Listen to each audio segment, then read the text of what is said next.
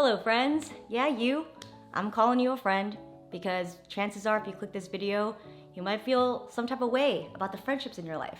Maybe insecurity, maybe some doubt, maybe a lot more. But I am here to hold your hand and we're gonna break down all things friendship. So let's get started. Now I'm gonna be real here. Throughout the years, I have been a spectacular friend. I have also been a very shitty friend. I've been a straight up mid vanilla friend.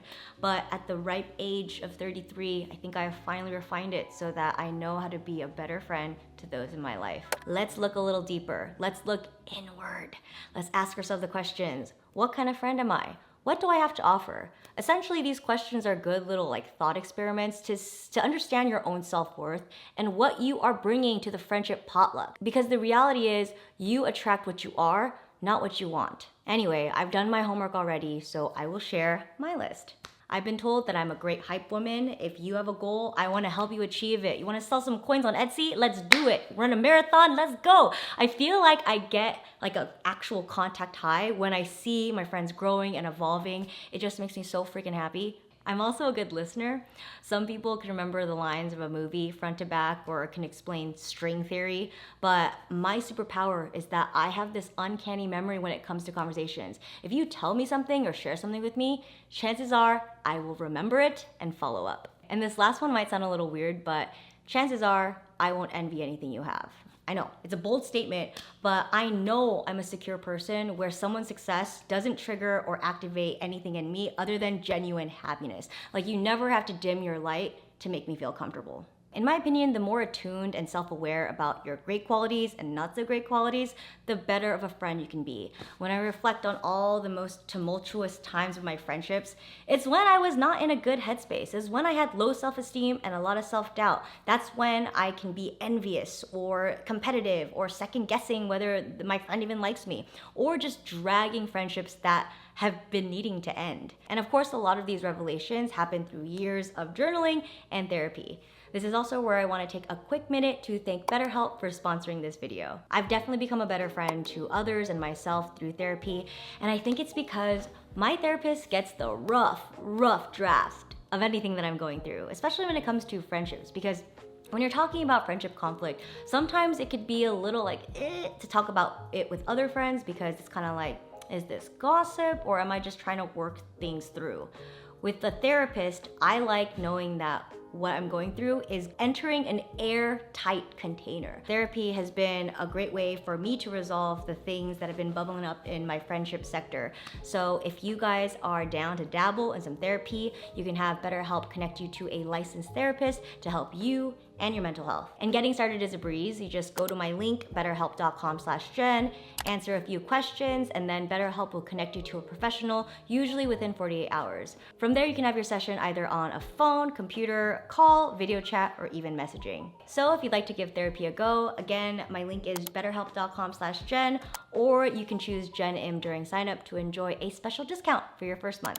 All right, so now that we've done our inner work, let's explore the outer world. We're gonna do a really fun exercise, guys. This is called a friend map. I want you to list every friend, acquaintance, even friends that you'd like to get closer with on that list. It's gonna come in clutch when you have those nights where you're just crying, being like, I have no friends. You'll know that it's a lie because you have this list. Look at it, memorize it. Who is in your inner circle? Honestly, if you have a rotation of 3 good friends in your life, you are good. But let's say you only have 1, maybe it's time to look at that list of acquaintances and prepare to graft. Really think about what chapter they are in their lives. I mean, I think this isn't a huge thing to consider for your close friends because they will make time for you no matter where you guys are in life. But I find that this is helpful, especially with new friendships, because it helps when you guys are on the similar path. So questions like, are they married? Are they single? Do they have kids? Are they more work-oriented? Are they going to school? Are they that random unemployed friend who is in Ibiza on a Tuesday afternoon? Are they more of a homebody? So next to the friends list, I want you to make a list of all the activities and interests that you would like to enjoy with a friend. So my big one is I want to have some deep and real conversations. These are the type of friends that you can hit up and be anywhere, like a Costco parking lot, just talking about the meaning of life and also wondering why matcha is $12 in LA. Once you have this list, try slotting your friends in each one of these sections. Some are just going to be very specific, and some are going to tick a lot of those boxes. I do this because it's a lot to expect one friend to tick every single one of your needs. Like your introverted but like deeply reflective homebody friend might be great for a night in, but probably not the friend to take out to a warehouse party, you know? And that's okay. The ones that tick many of those boxes, those are your unicorn friends. Keep them, cherish them. They are so freaking rare. And consider yourself lucky. So now that we got the organization part out of the way, let's talk about building and maintaining a friendship. My biggest tip on that is to reach out. Reach out first, and never keep a tally on who reached out first, because you will honestly be setting yourself up for disappointment. We all have seasons, we're all going through stuff, so do not be afraid to be the first to initiate something. As long as they're saying yes, that's all that matters. Keep that friendship momentum going. Ask them out for dinner, go to a karaoke bar, go on a hike, go on a picnic, organize a beach day. Do not take it personally if people can't make it. Just keep going down that list and find someone that says yes eventually. You gotta shoot your shot, baby. Like honestly, life is way too short to just be twiddling your thumbs waiting for something to magically appear. You have control of your own life. So once you've locked in some quality time, here are some things that I keep in mind to deepen a friendship.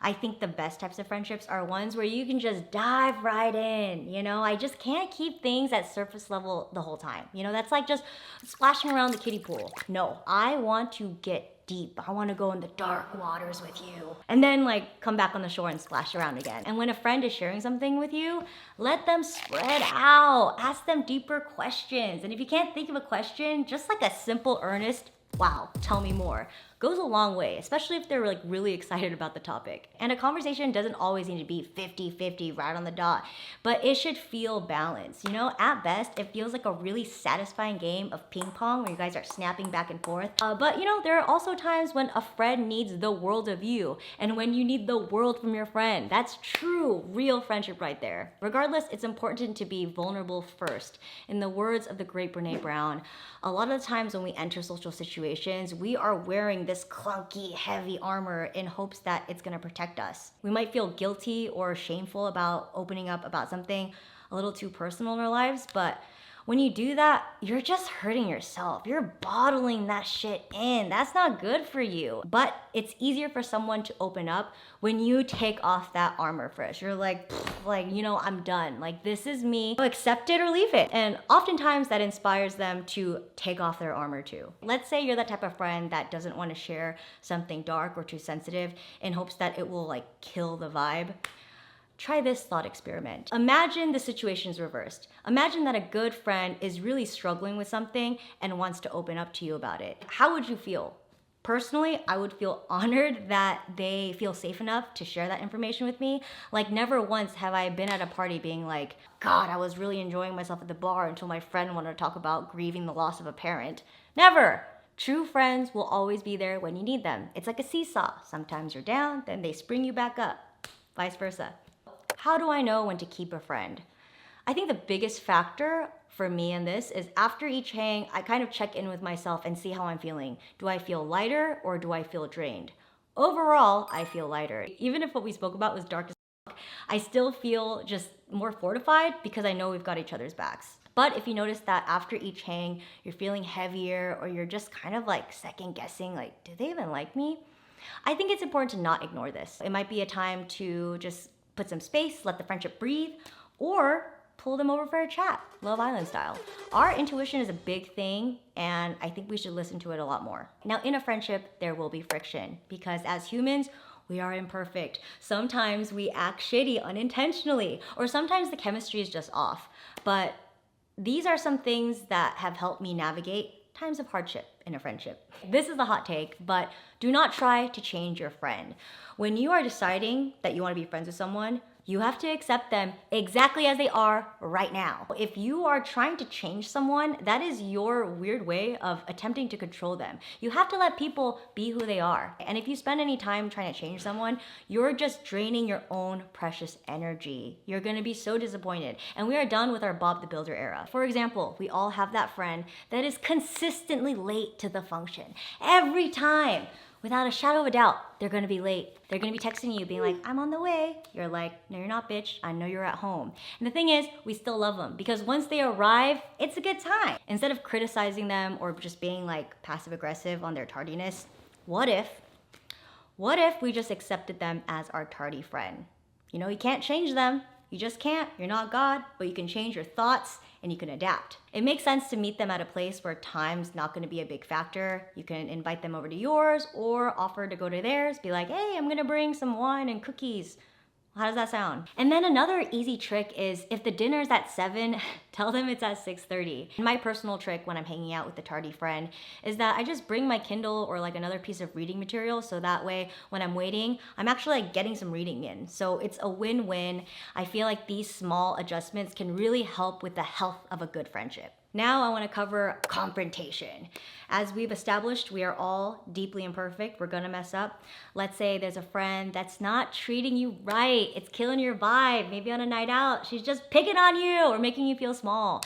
If it's really bothering you, I think it makes sense to have a chat about it. You know, it doesn't need to be a crazy big intervention style. If you don't speak your mind and you let it roll over every single time, that irk is gonna mutate to resentment.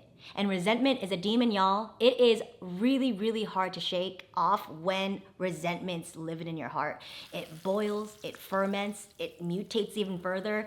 It's dark. So better to just clear the air. And there is no play-by-play on handling difficult conversations, but my rule of thumb is it's not what you say, it's how you say it. So really simple, hey, yesterday when you said X, Y, and Z about me, it made me feel like this. And if they're a true friend, they're gonna be like, oh my God, I didn't even realize I did that. I'm so sorry. And then the behavior can be resolved. Most of the time, our behavior is completely subconscious. So honestly, if a friend pulled me over saying that I made them feel a certain way about a certain thing that I did, I would be all ears, apologize, and we can move forward. But let's say that friend is acting hostile and defensive. I think it's time to give that friendship a little break. Moving on to more of a serious example of confrontation. Let's say you have a friend who is making life choices that you don't agree with. Before you confront them, really reflect on what the situation is. Is this coming from a place of judgment or actual genuine care? This is an extremely delicate area because you just do not want to come off preachy because immediately walls will go up. You gotta remember that everyone is just trying to figure out their own shit. People are gonna do what they're gonna do, and they will change when they wanna change, not because of something you said, as much as our ego would like to believe that, like, oh my God, it's me. No, they change because they wanted to. It just shows that we're all on our own timelines, and that means making mistakes, a lot of them. I think that's one of the hardest things about life. It's watching the people you love make devastating choices to learn the lessons that they need to. You just gotta trust the process. I'm a firm believer that friendships have seasons. The only constant thing is change. And we have zero control on who decides to stay in our lives. And one of our big life lessons is to be at peace with that. Friendships can fizzle for a lot of reasons. Maybe someone moves, they have kids, they get into a relationship, changes their career, or maybe it's something deeper. And we should normalize that friendships wax and wane. And most of the time, it's not even worth having a conversation about because it's like a mutual understanding. Like I call this a friendship winter. And the signs are all there. It's when they reach out to you and you're just really struggling to find a date that works. Or if like the day finally comes and you're just like filled with dread, that is probably a sign that you need to let the friendship breathe. I have been in both positions, the reacher and the reachee. The reality is we all have such a limited amount of free time. We spend a lot of our time working. And then if you have like a little side project thing, like a little passion project thing, you want to spend some time in that. If you're a parent, you got to mom it up. Then you're just trying to do some self-care stuff to recharge. Any free time that's remaining should be spent on the friends that are feeding you, fueling you. Life is too short to spend it with people that you just don't want to. I mean, release the guilt, release the obligation. This is your freaking life. You're probably just in different life paths. Maybe you guys will merge again. I do want to cover friendship breakups though, because they are just awful, but a part of life. Friendship can only work when both parties want to participate. And if one of y'all want to bounce, our job is to radically accept that. If you're up for it, you can ask your friend why they want to break away. I think it's worth hearing out what they have to say, in my opinion. You don't need to take it all to heart, but you will be getting feedback from someone who's spent a lot of time with you. It could be a path for growth. but let's say they ghosted you with no response.